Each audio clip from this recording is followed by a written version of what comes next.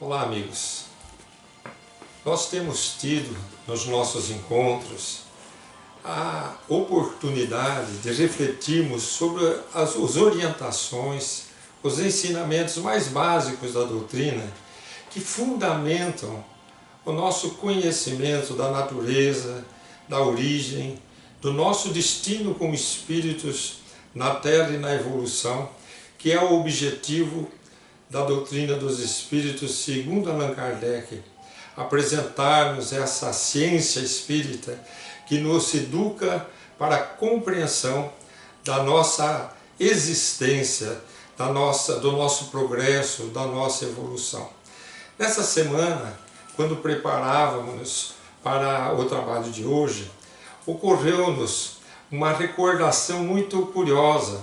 Lembramos-nos de uma conferência muito antiga que escutamos de um eminente conferencista, uma pessoa muito querida no movimento espírita, quando ele inicia a sua conferência fazendo o seguinte comentário: certa vez, levantei-me no púlpito para iniciar minha conferência e quando comecei a falar, comecei a abordar o tema errar é humano.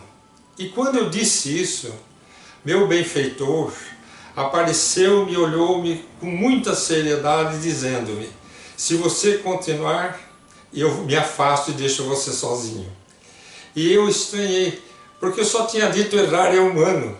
E ele disse: se você estiver analisando a questão, errar é humano, querendo dizer que quem está na Terra erra, você está errado.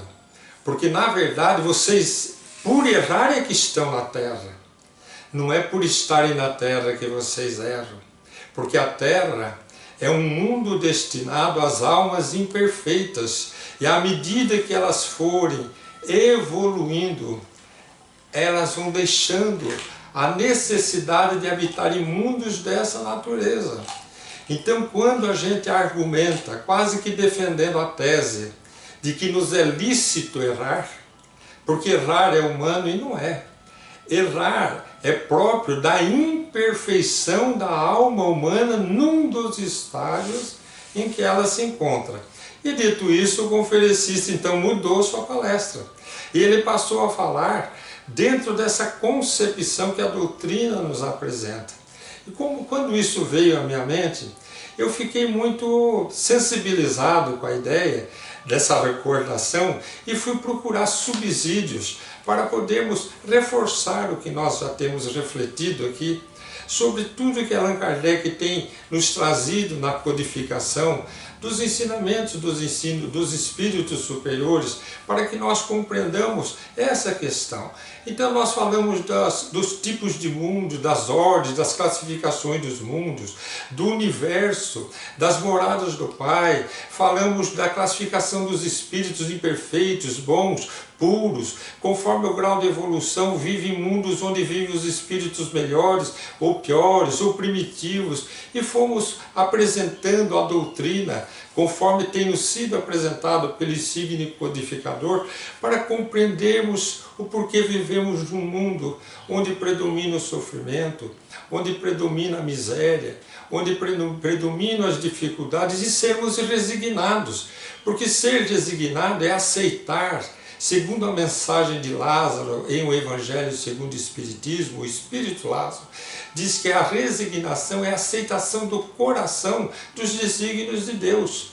E a obediência é a aceitação da razão dos desígnios de Deus. Então, quando nós compreendemos o que Deus quer de nós, nós obedecemos. Então, nós usamos a nossa razão.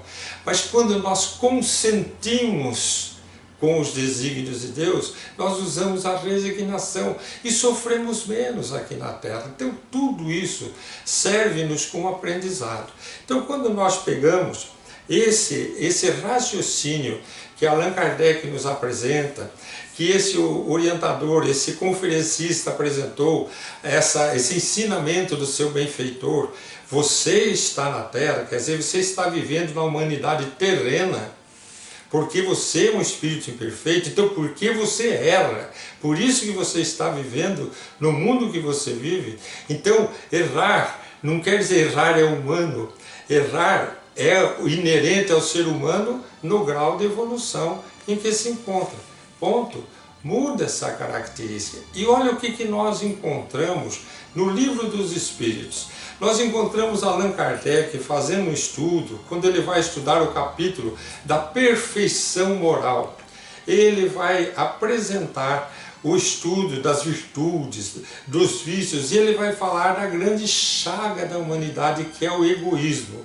E olha que interessante a questão que Allan Kardec apresenta aos espíritos superiores na questão 915, que é muito parecida, porque ele coloca na questão como se o egoísmo fizesse parte da humanidade terrena. Então ele diz assim: por ser inerente à espécie humana o egoísmo, então Allan Kardec começa a questão dizendo que o egoísmo é próprio da espécie humana.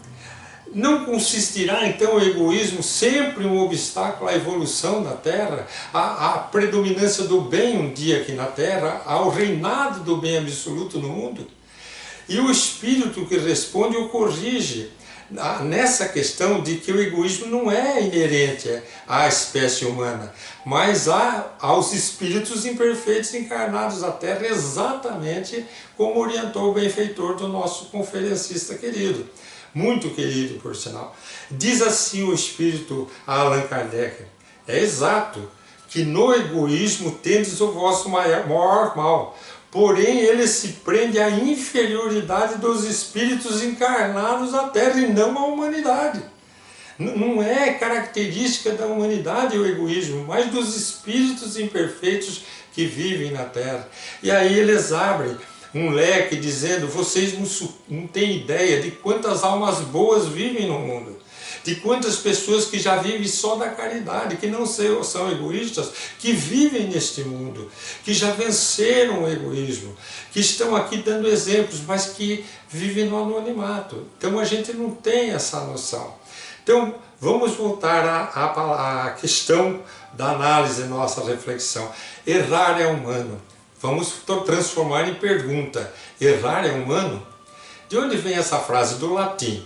Alguns dizem que é uma frase de Santo Agostinho, que lá nos seus livros teria escrito: errare é humano, perseverare autem demoníaco. Quer dizer assim, que perseverar no erro é algo do demônio. Então, quer dizer, errar é humano e perseverar no erro, então é algo do demônio. Aliás, não seria nem a palavra demoníaco, é muito parecido. A palavra eu vou corrigir porque a gente está estudando, diabólico, diabólico. Então, se Santo Agostinho disse isso, ele já está dizendo que nós temos que aprender a não errar. Se errar é humano, perseverar no erro significa que não está aprendendo. A função da vida na Terra é nos transformarmos em homens de bem. Então Allan Kardec vai apresentar neste capítulo da perfeição moral as características do homem de bem, que nós apresentaremos numa outra reflexão. Tudo que acorda no nosso espírito em forma de virtudes e nos afastam das paixões. Aí nós recordamos, para encerrar a reflexão de hoje, um fato muito curioso que Chico Xavier nos conta. Ele conta que uma vez ele recebeu amigos de Uberlândia, naquelas tertúlias, naqueles bate-papos felizes, alegres, entre uma tarefa e outra, e que os amigos de Uberlândia começaram a contar um caso muito engraçado. Eles contaram que eles estavam reunidos em família na casa deles e veio um temporal, mas tão violento, com raios, trovoadas, mas raios violentos e próximos. E eles começaram a ficar apavorados e de repente um raio caiu tão próximo que matou um gato ali por perto. Eles se assustaram e a hora que passou aquela borrasca, eles se reuniram e falaram: vamos fazer uma prece e agradecer a Deus que nada nos tenha acontecido. E foram inspirados, contando para Chico, esses amigos de Uberlândia, foram inspirados a abrir o Evangelho segundo o Espiritismo no capítulo 5. Bem-aventurados aflitos, num dos seus itens, e a página dizia assim: se fosse um homem de bem teria morrido. Eles levaram um susto, quer dizer, morreu o gato. O raio não atingiu nenhum deles. E a mensagem diz, é uma mensagem que os espíritos de Allan Kardec vão comentar sobre esse ditado. Dizem aí na terra, dizeis na terra, se fosse um homem de bem teria morrido. Isso é uma realidade, porque a terra é destinada aos homens imperfeitos, às almas imperfeitas. À medida que o homem evolui, ele não precisa mais ficar na terra. Então, teoricamente, esse ditado tem sentido. Se fosse um homem de bem, teria morrido. Então, se todos ali foram poupados dos raios, meu filho, precisamos melhorar. E Chico ria, contando aquela história, se fosse um homem de bem, teriam morrido. E nós guardamos a reflexão, errar é humano? Ou é uma fase da imperfeição humana da qual nós precisamos nos libertar? Até o nosso próximo encontro.